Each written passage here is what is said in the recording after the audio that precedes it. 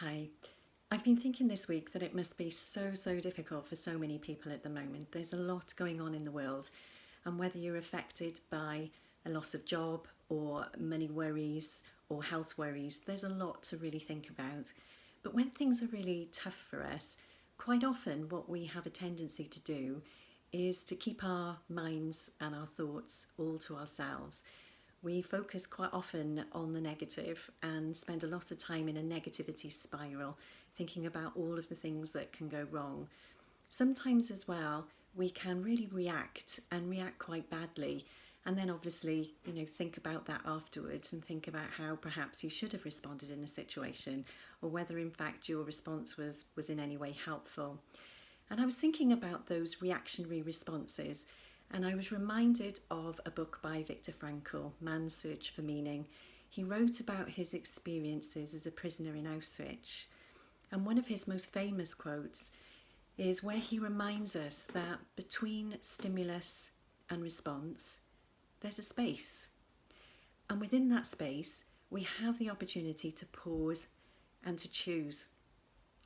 He says that when we pause and we choose our response, that gives us freedom, that gives us power, it can give us growth. And I think that's a really powerful thought for us to have.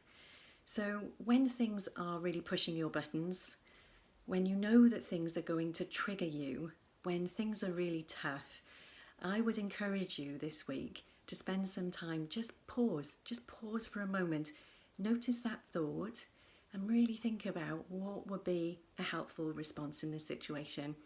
Is it helpful to ignore the situation?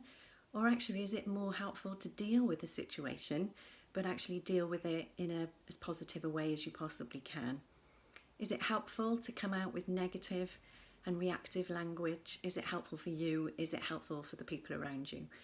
So just for this week, I would really encourage you to think about that space between stimulus and response. In that space lies the power to choose. The power to choose our response, the power to choose our behaviour, and the power to choose our language. I would really encourage you to do that this week. And if you need any help with that, don't hesitate to reach out at LifeBuddy. Have a good week.